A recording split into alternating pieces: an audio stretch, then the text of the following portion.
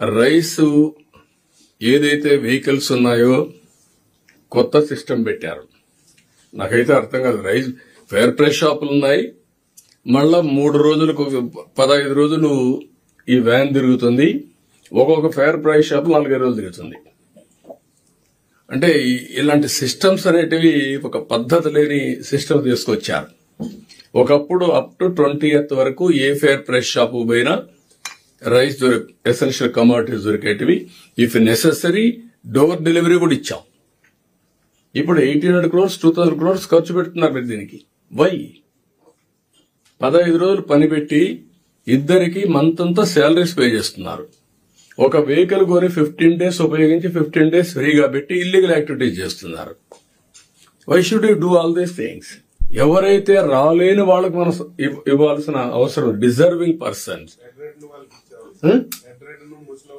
వాళ్ళకే ఇవ్వాలి, వాళ్ళకి ఇద్దాం. ఇప్పుడు కూడా అలాంటి ఇనేబిలిటీ ఉన్న వాళ్ళకి ఇవ్వాలి తప్ప, కానీ వాళ్ళేంటి రోడ్డు మీదకి వచ్చి నిలబడుకోవాలి అవర్స్ టుగెదర్ రైస్ తీసుకోవడానికి. ఎప్పుడు వస్తుంది తెలియదు ఈ వెహికల్.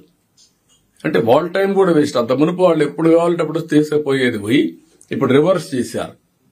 ఇదంతా కూడా అన్నెసరీ ఎక్స్పెండిచర్, రాష్ట్రం మీద డెట్, తర్వాత లిస్ట్ ప్రకారం చేయడం. అదే వెహికల్స్ లో రీసైక్లింగ్ పెద్ద ఎత్తున జరిగింది.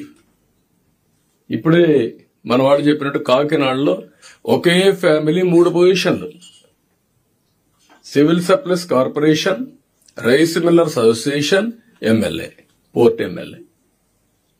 Where are we going? అంటే దొంగ చేతుల్లోకి తాళాలు ఇచ్చేసి వాళ్ళు ఏం చేసినా మనం ప్రేక్షకుల వారికి కూర్చున్నాం గవర్నమెంట్, లేకపోతే మనమే సపోర్ట్ చేశాం. దీంతో క్లియర్ గా రైస్ అంతా కూడా స్మగ్లింగ్, రీసైక్లింగ్ జరిగింది. కాబట్టి ఇవన్నీ చాలా లోపాలు ఉన్నాయి. ఇవన్నీ కూడా కరెక్ట్ చేయాల్సిన అవసరం ఉంది. Will correct everything. This my observations. కాబట్టి ఆల్ కలెక్టర్స్ మీరు ఒక అవగాహన పెంచుకోవాలి. నేను ముందే చెప్పాను, it is inspiring job for you. ఇవన్నీ చేయగలిగితే పబ్లిక్ లో ఒక పాజిటివ్ చర్చ వస్తుంది.